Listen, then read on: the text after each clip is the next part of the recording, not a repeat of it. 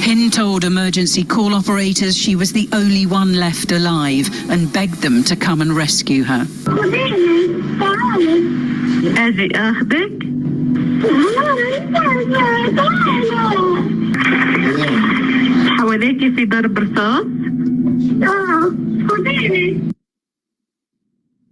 A new Washington Post investigation has uncovered more heart-wrenching details about the deaths of a 6-year-old Palestinian girl and the men who tried to save her life back in January.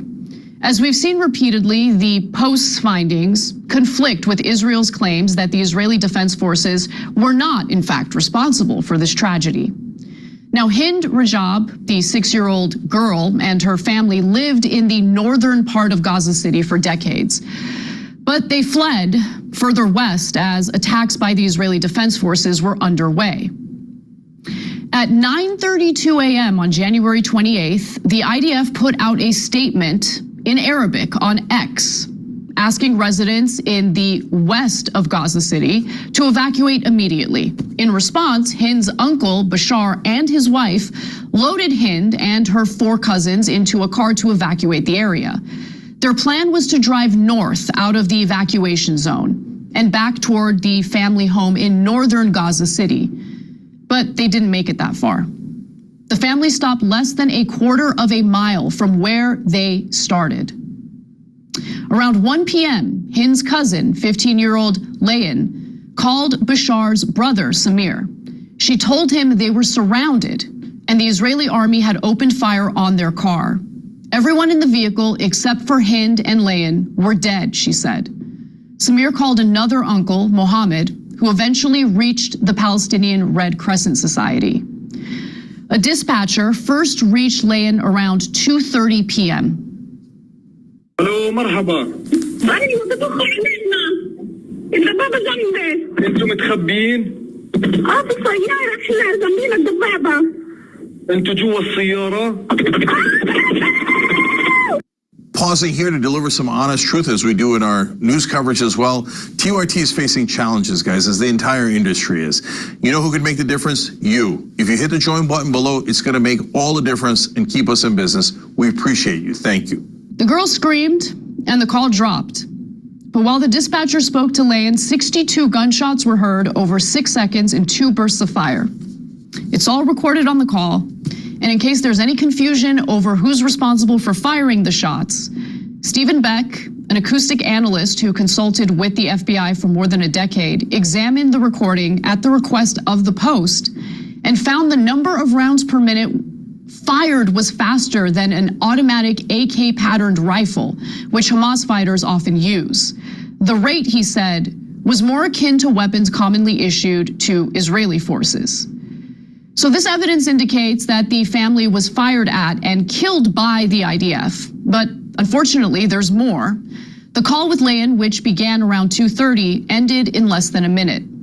A satellite image captured roughly an hour later shows at least 4 Israeli armored vehicles around 300 meters up the road from the girls. After the call with Layan ended, the Palestinian Red Crescent Society operations room called back immediately. That's when Hind answered and told the dispatcher that Layan was dead. She also communicated that Israeli tanks were moving toward the car. الدبابة وين؟ الدبابة جنبكم؟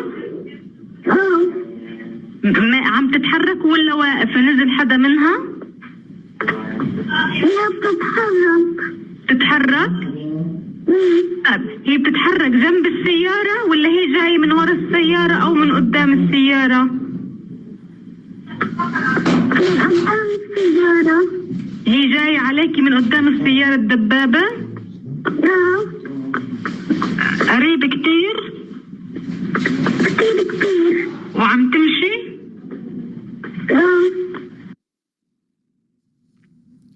I just want you guys to consider what it's like to be a 6-year-old kid trapped in a car with a bunch of your dead family members. Scared for your own life.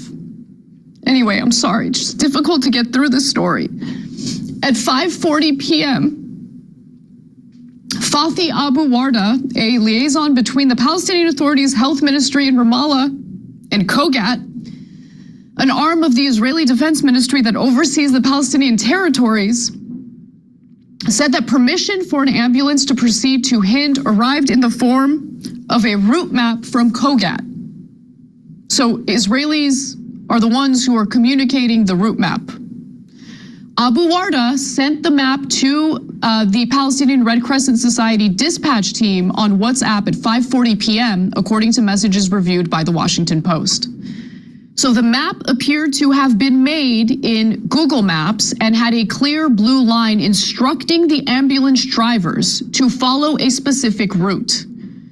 The paramedics headed out quickly to the location where Hind was trapped, using the route that the IDF, the Israeli Defense Ministry, had apparently given them. The paramedics were driving with the lights of the ambulance flashing when a green laser was seen hovering just in front of them. The dispatcher told the ambulance to keep moving slowly, but just seconds later, the line drops. خليك معي شايف السيارة أنت؟ مش شايف المشغل السرينة واللواح؟ السرينة لا لو حاجة السلالة ما As the call with paramedics drops at 6 p.m., a bang is audible on the call with Hind. At that point, she tells dispatchers she's okay, but they soon lost contact with her, this time for good. It wasn't until 12 days later, on February 12th, when the IDF finally withdrew from the area, that a Palestinian civil defense crew was able to reach the horrific scene. They found Hind's body in a car riddled with bullets, according to her uncle Samir Hamada, who also arrived at the scene early that morning. The door and pieces of the hood of the family car had been torn off. Samir described his brother's body as dangling from the driver's seat. Holes in Hind's family car were consistent with a machine gun used by Israeli tanks. The ambulance, which was found about 50 meters away from the car Hamda was killed in, was completely charred, as you saw in the video. None of the 6 munitions experts interviewed by the Washington Post could say definitively what munition caused the damage or killed the paramedics based on the ambulance alone, because of the time elapsed and the complexity of urban combat. They agreed, however, the damage to the ambulance was consistent with the potential use of a round fired from Israeli tanks that matched the vehicles captured in satellite imagery in the area that day. Among the killed Palestinians were, of course, 6-year-old Hind Rajab, Bashar Hamada and his 13-year-old daughter, Layan, along with 4 other family members. The paramedics who were killed were Yusuf, Zino, and Ahmad al-Madoun. The Israeli Defense Forces originally claimed that their forces weren't even present or within firing range of the Hamada family car. But later, the US State Department said the Israelis admitted that there had, in fact, been IDF units in the area. So once again, detailed investigations pour cold water on Israel's denials. After this story published, State Department spokesman Matt Miller said the following, quote, "The death of Hind Rajab is an unspeakable tragedy. So what we are going to do is take the information."